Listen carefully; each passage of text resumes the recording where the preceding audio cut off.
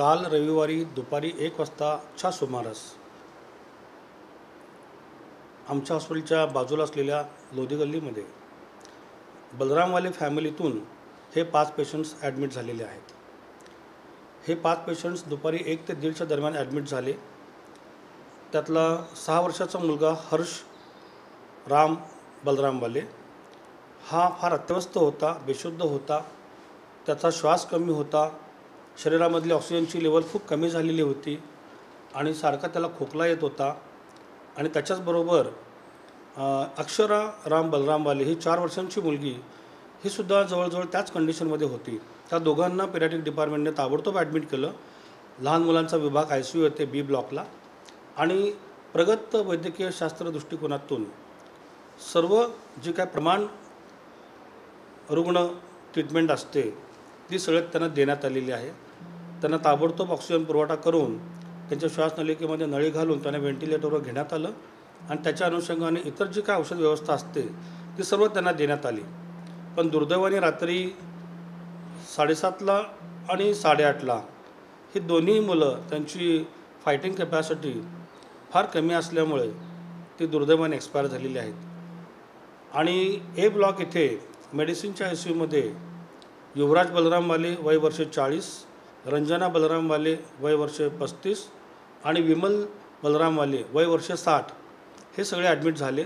त्याच सुमारास काल दुपारी अंदाजे 1:15च्या सुमारास त्यास विभाग प्रमुख मेडिसिनचे डॉक्टर धडके आणि त्यांच्या टीमने ताबडतोब पाहिलं।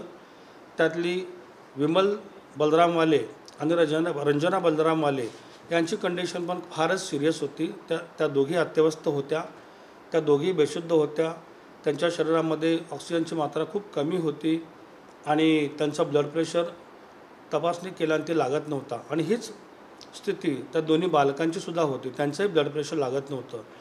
तर मॉडर्न मेडिसिनच्या ट्रीटमेंटच्या दृष्टिकोनातून त्या सगळ्यांना लगेचच ICUमध्ये ॲडमिट करण्यात आलं। सगळ्यांना योग्य ती स्टँडर्ड ट्रीटमेंट देण्यात येत आहे। सगळ्यांच्या रक्त तपासणीमध्ये कार्बन मोनॉक्साईडचं थोडं प्रमाण असू शकेल असं वाटतं। कार्बन डायऑक्साईडचं प्रमाण वाढलेलं आहे आणि त्यांच्या श्वासनलिकेतून खूप जास्त प्रमाणात फेस येतो आहे, सिक्रेशन्स येत आहेत, त्या अर्थी त्यांच्या फुफ्फुसांना फार मोठी इजा झालेली आहे। सगळ्यांचे एक्सरे दोन्हीकडे खूप जास्त प्रमाणात ARDS म्हणजे दोन्हीकडे न्यूमोनियाचं खूप जास्त प्रमाण म्हणजे व्हाईट लंग म्हणजे फुफ्फुसं त्यांची बऱ्यापैकी निकामी झालेली आहेत दुर्दैवाने असं दिसून येतं।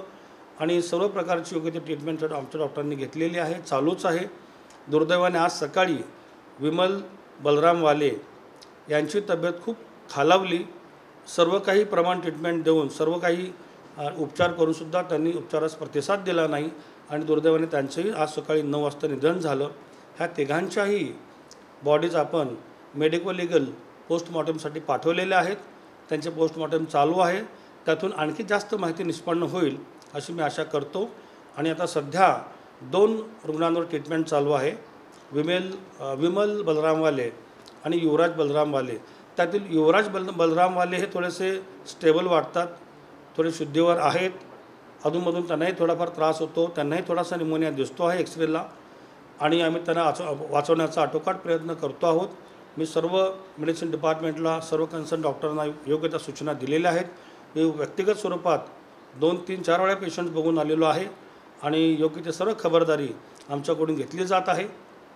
आणि यातली जी विमल बलरामवाले रुग्ण आहे त्यांचं ब्लड प्रेशर खूप कमी आहे, त्यांनाही श्वास घेण्यास त्रास होतो आहे, त्या व्हेंटिलेटरवर आहेत आणि ॲडव्हान्स्ड मेडिकल ट्रीटमेंटच्या अनुषंगाने जी काय ट्रीटमेंट करता येईल ती सर्व योग्य त्या प्रमाणात स्टँडर्ड पद्धतीने चालू आहे। आणि हृदयाचे आणि फुफ्फुस रोगतज्ञ यांनीही सर्व रुग्णांना तपासलेलं आहे, त्यांचाही सल्ला घेण्यात आलेला आहे। आणि आमच्या वतीनं ह्या गरीब रुग्णांसाठी जे काय करता येईल प्रशासनातर्फे डॉक्टर वैशंपायन स्मृती शासकीय वैद्यकीय महाविद्यालय व श्री छत्रपती शिवाजी महाराज सर्वोपचार रुग्णालयाच्या वतीने आम्ही त्यांच्यासाठी खूप चांगली परिणामकारक ट्रीटमेंट देण्याचा प्रयत्न करत आहोत। आमचे सगळे डॉक्टर सजग आहेत, त्या सगळ्यांच्या ड्युटी त्या ठिकाणी आम्ही लावलेल्या आहेत। आणि ही माहिती मी आमचे माननीय संचालक वैद्यकीय शिक्षण व संशोधन मुंबई डॉक्टर चंदनवाले सर व माननीय commissioner doctor Anil Tiwari doctor Anil Bhandari sir यांना आम्ही कळवलेले आहे. त्यांनी रुग्णांना खूप चांगल्या पद्धतीने ट्रीटमेंट देण्याचे निर्देश दिलेले आहेत आणि मी त्या पद्धतीने आमची सर्व ट्रीटमेंट चालू आहे. आभारी आहे. तर दोन शक्यताच्यामध्ये व्यक्त केल्या जातात. एक तर फूड पॉयझनिंगची शक्यता व्यक्त केली तर दुसरी जी आहे ती गॅस लिकेजची शक्यता व्यक्त केली जाते. प्राथमिकदृष्ट्या आपल्याला काय याच्यामध्ये वाटतं? प्राथमिकदृष्ट्या सर्व रुग्णांची तपासणी केली असता आणि त्यांची कंडिशन पाहिली असता याच्यामध्ये फूड पॉयझनिंगची शक्यता अत्यंत कमी वाटते. आणि जे आय.ओ. आहेत बंडगर साहेब PSI त्यांच्याशी माझी चर्चा झाली. घटनास्थळाचा त्यांनी आढावा घेतला. त्यांच्या म्हणण्यानुसार LPG गॅसचं लिकेज होतं, घरामध्ये बऱ्यापैकी वास होता आणि LPG गॅसची डेन्सिटी ही सामान्य हवेपेक्षा बरीच जास्त असते, त्यामुळे तो खालच्या लेवलला राहतो आणि हे सर्व कुटुंब दुर्दैवाने त्यावेळी झोपेत असल्यामुळे त्यांना जास्त प्रमाणात LPG गॅसचं इनहेलेशन झाल्यामुळे ही बाधा झाली असावी आणि त्यांची फुफ्फुसं निकामी झाले असावीत असा आमचा प्राथमिक अंदाज आहे. आम्ही त्यावर वर्कअप करत आहोत आणि पोस्टमॉर्टमनंतर आपल्याला आणखी जास्त माहिती मिळेल. आणि फूड पॉयझनिंगची काय शक्यता आहे काय बघण्यासाठी आम्ही त्यांचे सगळ्यांचे सॅम्पल्स जठरामधून घेतलेले आहेत, तेही आम्ही तपासणीसाठी सुपूर्द करतो आहोत. त्याचाही अहवाल काय होतो आपल्याला बघावा लागेल.